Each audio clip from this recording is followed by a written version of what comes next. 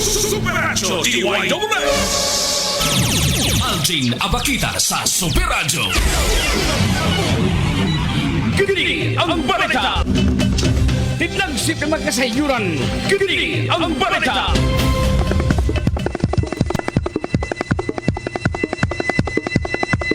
Ikalamang hapon, kini ang balita, Nobyembre 26, 2025. Sa estasyon DYWS Super Radio, mga higala, mga panghitabo, kini mga kasayuran sa nakalabay mga oras, so ding adlaw hangtod mga oras sa karon sa kahaponon. 47 anyos na lalaki patay human kini gidungkab.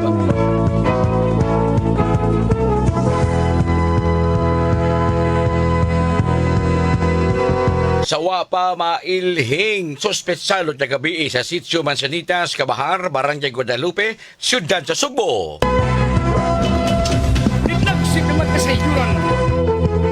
32 anyos nga babae gidakop human nasakpan nga nangawat matud pa og mga sinina pangbata og undergarment sa department store sa usa ka mall sa Barangay Mabolo, Siyudad sa Sugbo kagahapon sa hapon. Kini ang balita. Napo ka mga barangay sa siyudad sa Talisay nga apektado sa bagyong Tino, padayon nga kanselado ang klase.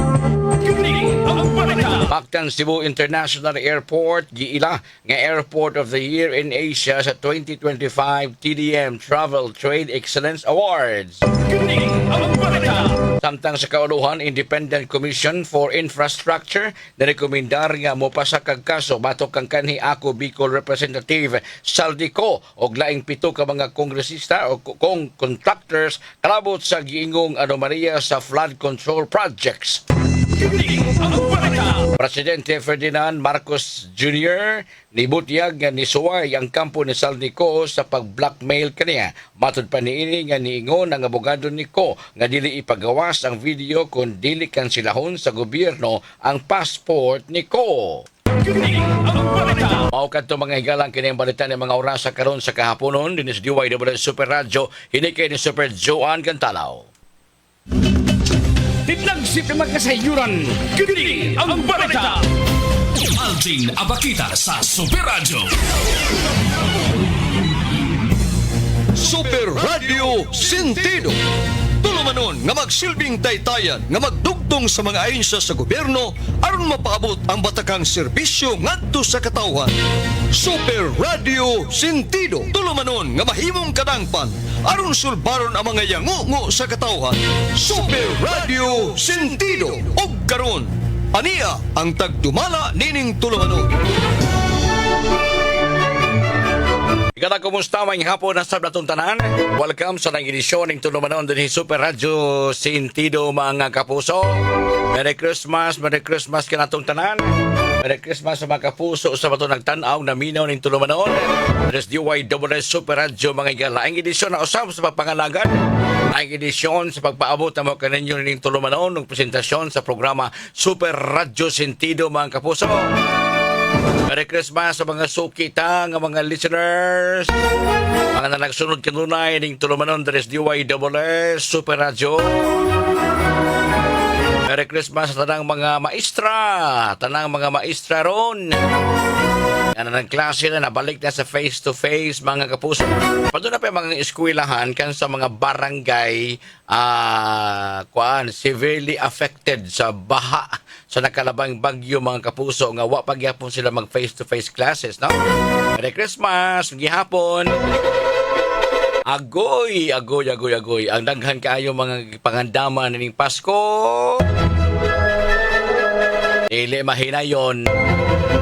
Kay dunay mga memorandum o kamanduan nga way mga boraska nga Christmas party nga pagahimuon for the reason tungod kay ang mga salapi o ang kwarta gamiton sa rehabilitasyon, gamiton sa pag-ayuda sa mga biktima sa baha mga higala. Makasabutan ni ana no kay di man pud kaayo nindot tan-aon ba nga pertentong habhab no perting pangatawa aligre kaayo nya naay ba na to mga kaigsunan nga naglisod in town sa pero kato bagay-bagayon ba sa bugano nga ang upang mga ahensya sa gobyerno nga nitampong nitabang mga higala sa rescue, retrieval, o guban pa ni ayuda. Ang ayan po biya ni silang hatagan o kanabitang pahit pasidungog, pahalipay, pinaagyan ng pagpahigayon ng mag-Christmas party, pagtapok-tapok, no? Kay doon naman po na siya katungod yung malipay, no? Dili naman po niya ilunod na sa nato atong gibati sa uban. Even though atong silang gitabangan na nag-ilaid tumang kalisod o sige maorasan ni atong iabag niya ninyo ha, at least maanaamoy Pasko. Na kami sa diri maglipay-lipay lang sa may kutob sa mahimo dili po dintang mga bongga kayong kasaulugan. Igo-igo rasan niya naagyud ang essence sa Christmas season na adyo kanunay ng Pasko kay lahi gyud bitaw gining basta December 25 o niya na mga pitsaha kay dunay ubang mga ahensya sa gobyerno ron nga i-cancel ang Christmas party. But in fact, Cebu City di anunsyo naman to ni Konsehal Dave Tumulak nga wala na party nga himuon para sa kadaghanan o uban pang mga tupag hotel, wala na kay kuha na lang kanang i-cancel kay gamiton para sa ang salapi nga iahatag unta sa mga department gamiton para sa rehabilitasyon. Makasabot kita ni ana. Apan wa DDE ang mga nagkarenlaing mga department nga mag-celebrar sa kidaog galingon nga paagi sa essence sa Christmas sa Pasko. No daagi hapoy magsaulog pero pinudyot na mga small groups na lang ba. Wa na gitong pinakadaghan kaayo kay of course mo gastos pagkaon, mo gastos sa hotel, ug uban pa nga mga galastuhan na ingon ni ana mga kapuso. Mo nga sa ingon ana nga paagi at least naangge po'y essence of Pasko niining parong 2025 kapuso. Super Radio Sentido. Dunay nakaabot nato dinhi nga kasayuran mga higala.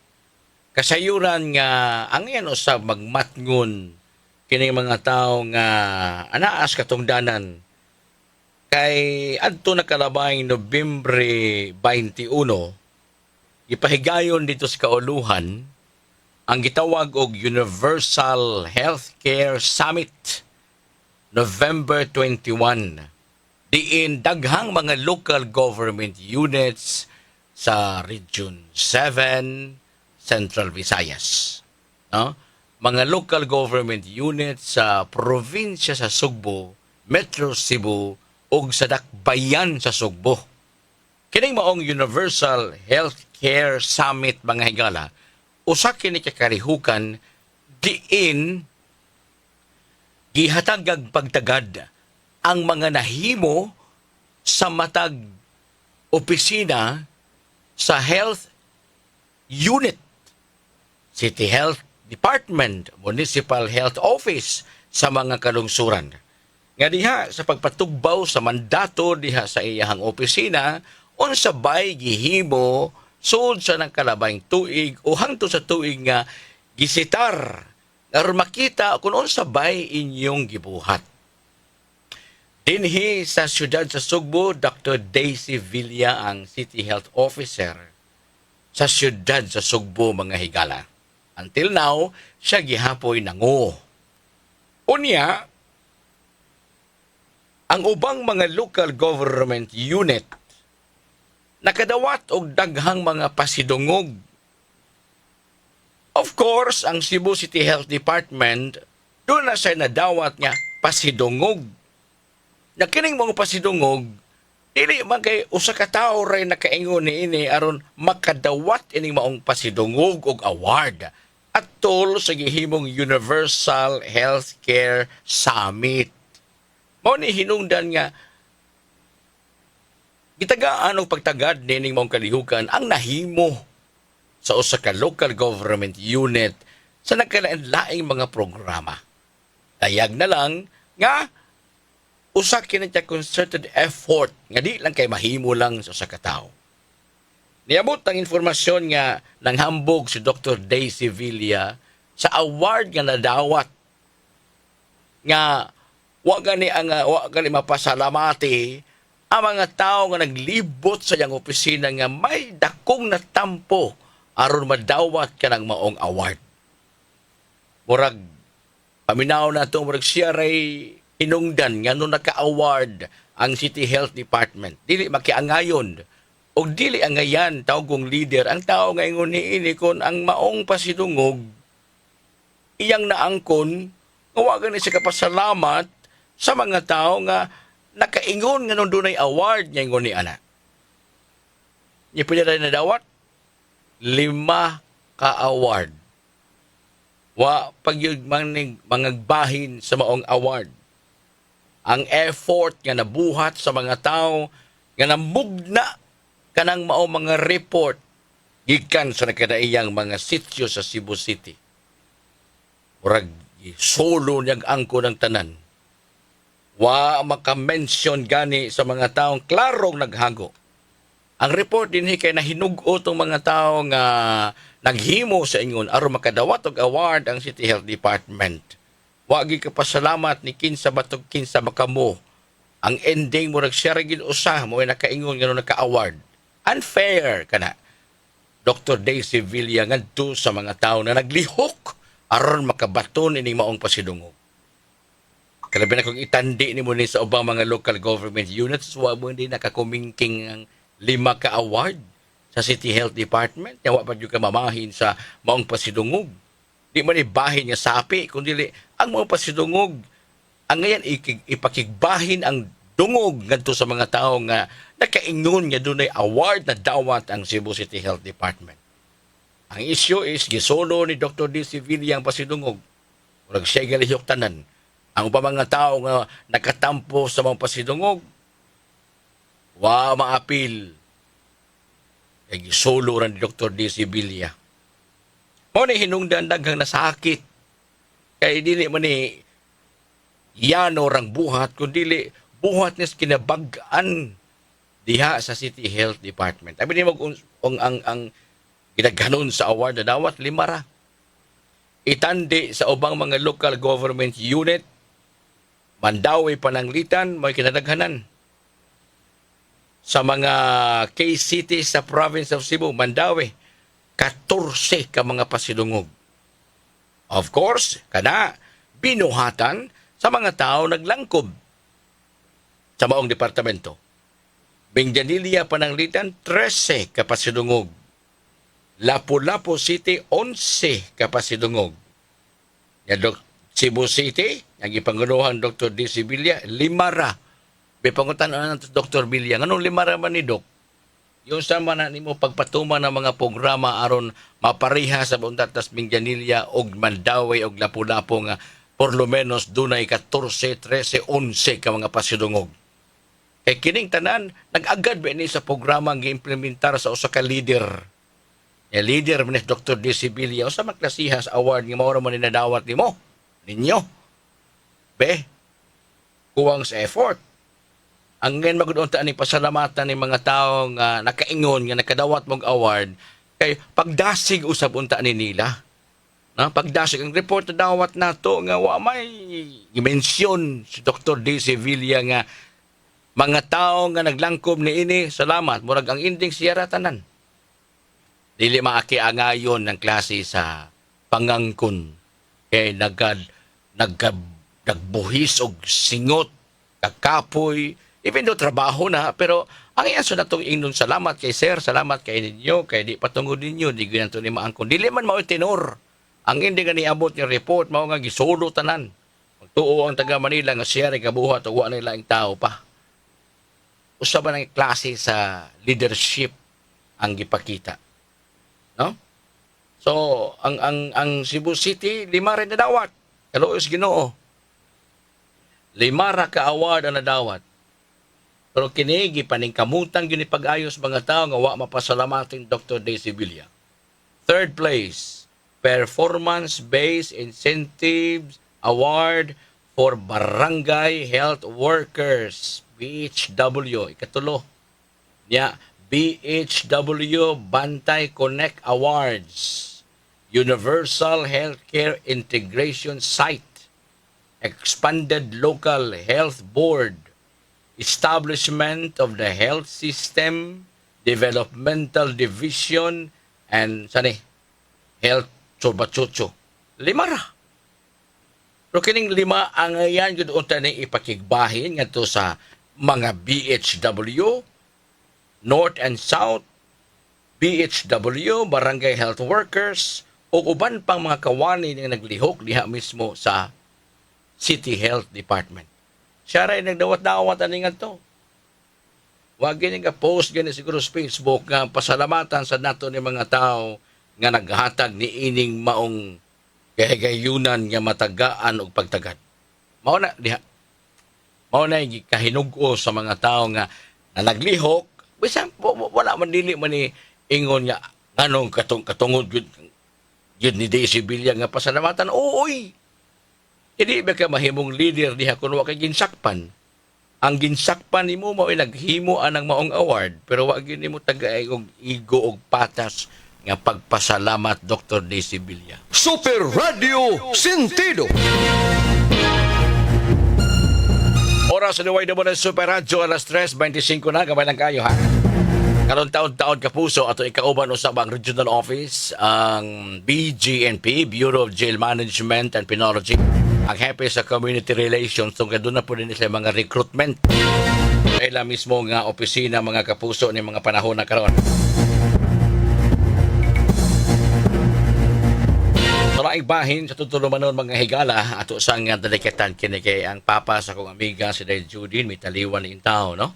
Ang kining naaro ng haya sa ang lubong himuon sa Nobyembre 30 Domingo alauna sa hapon ang misa diha sa simbahan sa Guadalupe no. Simbahan sa Guadalupe. Okay? Dahil pangutana si okay sige day. Ipa-announce, okay, basta naminaw. Okay, sabay mga kaila ni George Torres Boy Gabutan, 73 anyos. Si George Torres Boy, ang kinabag-an ining kaila, Boy ang pangalan niya, Angga, no? Ang tinod pangalan si George Torres Gabutan. Si Boy Gabutan, mitaliwan sa Panginarong 73 anyos, tungod kay gahambin kini siya og colon cancer. Namatay atong Sabado, Nobyembre 22. No? O na nga, katong mga nakaila, mga paryente o kahigalaan ni Boy Gabutan, dali sa Guadalupe, gihangyo kamo sa paglitok o pinakapulong sa pag-ampo. Alang sa kapahunayang dayon sa namatay, George Torres Boy Gabutan. Naroon sa iyahang panimay, ang ngayang patayng lawas nga gihaya, ang lubong ini, karong Pitsa 30, alauna sa hapon, Misa Rikim, himuon diha sa simbahan sa Guadalupe. Si Judy Gabutan mo ay napahibaw, ni mahigalaw, yang mama usab, karon no, mga pahasubo, ni kanako, o sa tanang mga kaila ni Boy Gabutan, nga mibalik na sa sabakan sa atong manunubos, iuli na ang iyahang hinulamang kinabuhi. No? Wa man tayo mong gamutin sa kalibutan, ang ato lang nga mapahimutang pag-ayo, ang iyahang mismong patayng lawas, hatagan sa tanang mga angayan ihatag sa pagtaliwan sa usa ka binuhat. Ibalik na nga to sa Dios kalabing gamhanan ang mismo niyang kalag uban sa to mga pag-ampo, inyong pag-ampo, hiniusang pag-ampo alang sa kapahulayang dayon ni George Torres Gabutan ang ilang kinabag-an nga si Boy. Na? Okay, so doon ay ipasupot niya pangutana.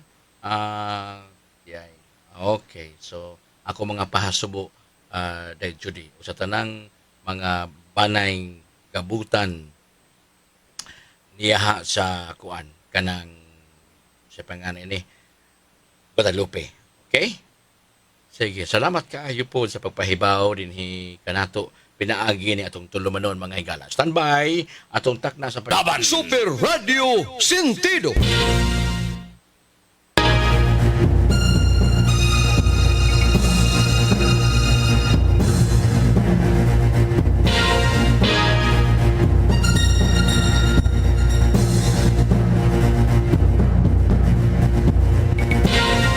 Balik ka puso ni atong tulumanon diri sa DY Super Radio mga higala. Alang sa mga nagpaminaw usab nato karon dinhi sa DY Super Radio kinang programang Super Radio Sentido para sa mga kapuso nga nagpaminaw karon dinhi sa radyo mga kaigsuonan nagpaminaw and this time atong hinabion no ang ato ang resource person from Bureau of Jail Management and Penology, live here from DYW Super Radio. Siya po ang hepe ng Community Relations Service Section BJMP Regional Office 7. Ating panauhin sa hapong ito si Jail Inspector Samuel Manas Jr. Jail Inspector Manas, magandang hapon po sa inyo. Sir Algin, good afternoon, sir. Good afternoon. And to all our viewers and listeners, mayong hapon po sa tanan. Okay. Do you speak really of Cebuano or makaintindi ka ng Bisaya? Makasabot kog Bisaya, sir, Okay. but I can speak fluently, sir. Sige. Base lang po sa pwedeng makaya ninyo, sir, ha? Sa Sir Samuel. Okay. Yes, sir. First and foremost, ano pa talaga yung mandato before we go into the recruitment of additional personnel of BGNP, sir? Ano ba yung mandato ng BGNP? Once again, sir, good afternoon, no? Okay. So, BJMP is mandated to direct, supervise, and control the administration of all district, city, and municipal jails nationwide, sir. So, our main task is to ensure the safekeeping and development para sa ating mga PDL or sa atong mga preniso, sir. Sa mga priso. So, may sinabi kayo na development sa ating mga PDL. Ano ho ba yung mga programa na para sa kanila for them to develop, na bago sila lumabas ng facility, na develop na sila wholeheartedly, holistic program po sa ating BGNP? Yes, sir. We have 4 major programs in our performance of our mandate, sir. So first, kailangan natin ma-meet yung basic needs ng ating mga PDL. And we also need to address their health. So we have the health services programs.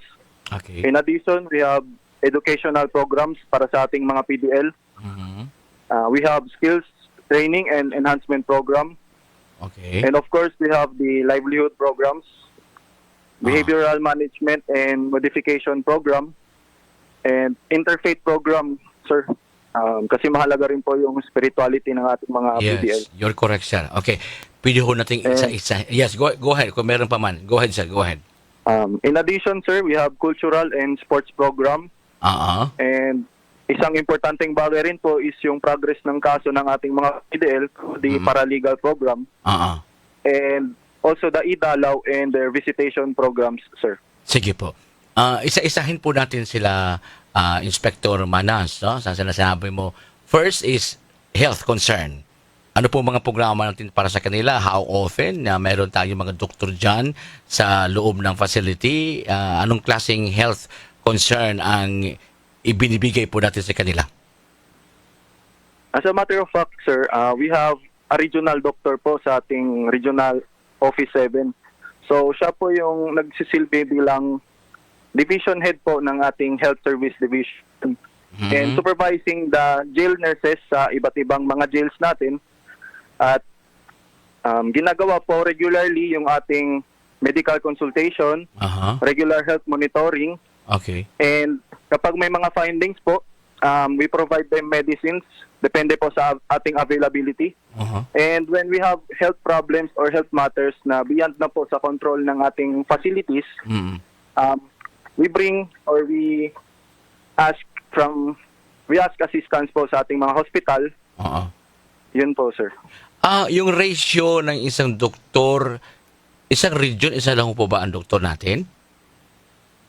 Sa ngayon po, sir, dalawa po, sir. We have 1 medical doctor and a dentist po, sir. Dentista at isa ay yung medical doctor. Kaya ho ba nila sa kanilang jurisdiction, sir? I doubt what's an update, Inspector Manas? Kaya ho ba nila itong napakaraming mga PDL natin at isang doktor lang when it comes to health concern? Sa ngayon po, sir, ginagawa po natin ng lahat ng ating makakaya. Okay. And this was made possible po through the help of our stakeholders and ating partners po, sir. So we have different partners po sa ating mga facilities, sir, that aids us in our medical concerns and evaluation, sir. Oo. In other words, meron tayong mga private partners, mga doktor din sila, mga nurses, nga nakikolaborate sa facility as a BGNP in coordination with our medical doctor po, sir, if I may right. Opo, sir. Okay, that's good. Kasi meron na tayo mga PDL na may mga maintenance na, may mga sakit, hypertension, probably may iba, may mga diabetes na. Paano ho natin sila inasikaso? Yun nga po, sir, gaya po ng sabi ko kanina, may kinakandak po tayong regular health monitoring sa ating mga PDL. And yung medicine po natin, like yung maintenance nila, is provided naman po sa ating mga facility po, sir. That's good, that's good. Okay. Puntan tayo sa educational program. Ano pong ibig sabihin nito? May nagkaklase ho ba dyan sa loob o ano bang posibleng ginawa ng BGNP to pursue and to implement this kind of educational program, sir? We have this stigma po, sir, no, na kapag nakulong ka na is titigil na po yung buhay natin. But here in BJMP po, sir, we try to develop our PDL, not just their behavior, but also their capacity or yung capabilities nila through our education program. Yes. So we are conducting, sir, yung mga alternative learning system natin. So we also have the college behind bars. And as a matter of fact, sir, meron po tayong dalawang PDL na recently nakapasa po sa ating civil service examination, sir. Very good. Congratulations. At sila po Thank you, nagtapos, pero hindi pa po natapos yung kaso nila. Yes, sir. Oo. Sir, yung stigma po ng hindi po lahat siguro sa outside community po natin na pag PDL ka, despite the fact na graduado ka sa kursong ito at pasado ka sa civil service, for the reason that you are still a PDL, ang tawag ito, correct me if I'm wrong, sir, ex-convict, ay wala kang, shall I say, area dito sa labas for employment. Meron na ba tayong mga PDL na nakalabas, na may kurso na at nagkatrabaho? Sir, regarding po sa PDL na nakalabas at nakapagtrabaho, sir, ay marami na po, sir. Meron po tayong mga featured PDLs. Yung iba ay naging security guard. Yes. Yung iba sa iba't ibang trabaho na punta, sir. And yung sa stigma, sir, to answer the stigma, Go ahead. yung mga yung mga nakadetain po sa amin na mga PDL ay yung mga PDL po na hindi pa po sentensyado, sir. Meaning po, sila po ay under investigation po lamang, under investigation, under trial. Yun po, sir. Yeah. Hindi po sila kondenado ng batas pa po, sir. May They're waiting for final judgment pa po. Yes, sir. Salamat po, sir. May collaboration ba tayo with TESDA sa ating mga PDL? Yes, sir. Meron po tayong collaboration with TESDA, sir. And Okay. they can earn national certificates po, sir. Yeah, in situ. Yung ibig kong sabihin. So, ang mga training nila ay dyan gagawin sa loob ng facility. Sir, yes, sir. Opo, sir. Okay. So sila, pag nagtapos ng training, may in situ na sila at chance for them to find a job after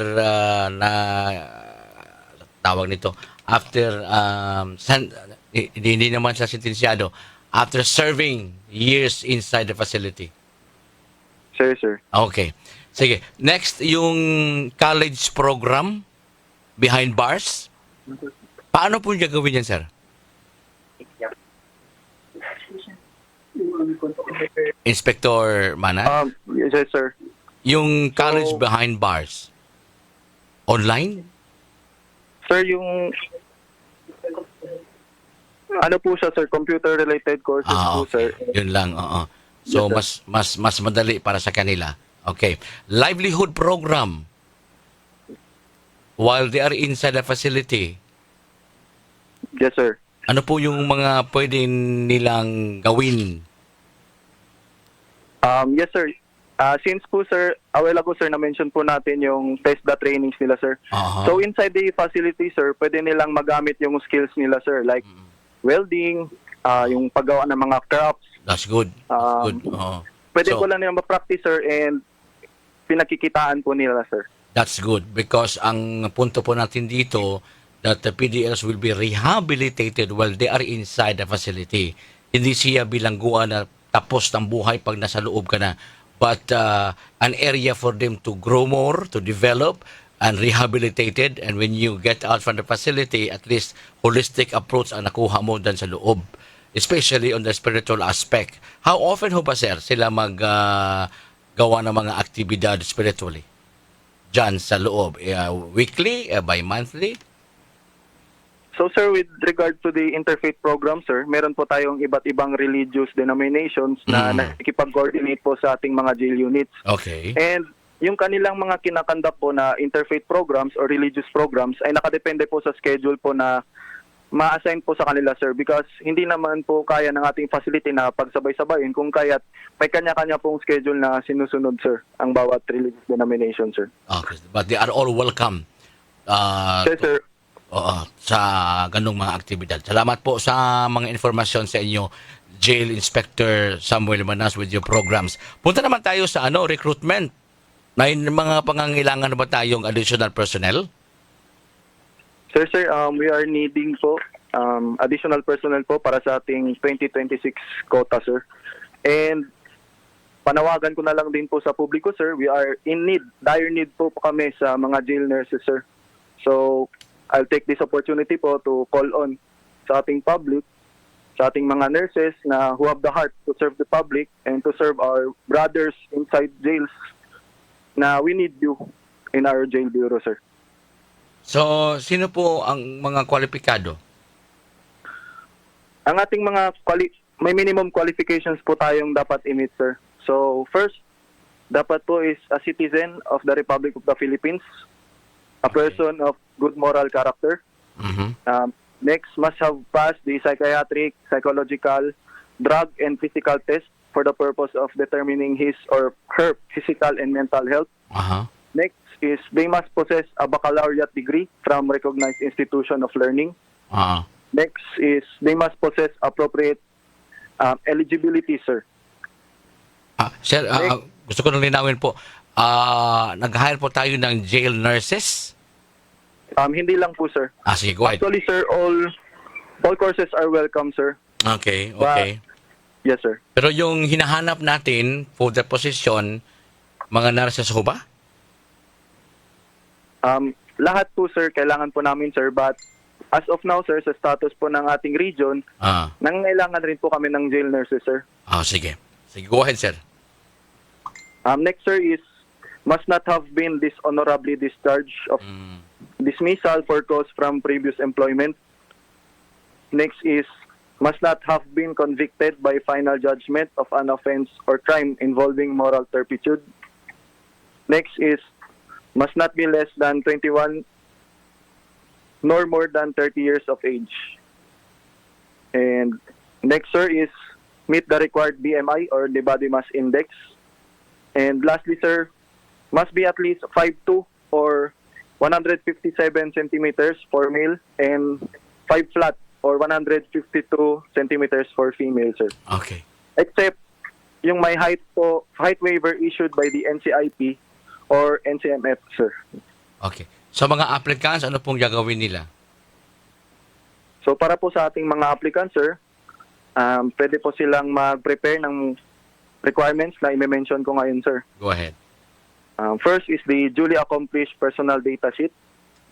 Yung CS form natin, 22-1-2025. Ano ba yun? Next. Downloadable ba yan, sir? Yes, sir. Downloadable po siya, sir.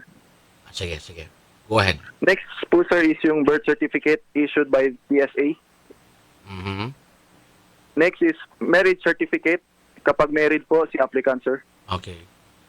Diploma, TOR, yung certificate of eligibility or board rating nila with PRCID if applicable, sir. Okay.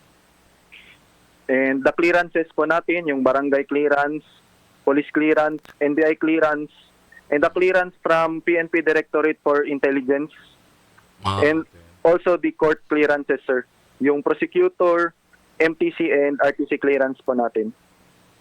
Next is yung NCIP or NCMF certificate kung applicable lamang po doon po sa mga applicant na less than po sa height na required natin, sir. Mhm. And certificate of employment kapag meron po. And the latest HEPA B screening result nila, sir. Okay. So, saan ho ba niya ma-download yung form, sir? So yung ating form po, sir, yung PDS po specifically, can be downloaded po sa Civil Service Commission website, sir. Okay. Ando nila makuha at submit online sa BGNP. Ang passing po natin or ang submission po ng ating document, sir, is physically conducted, sir.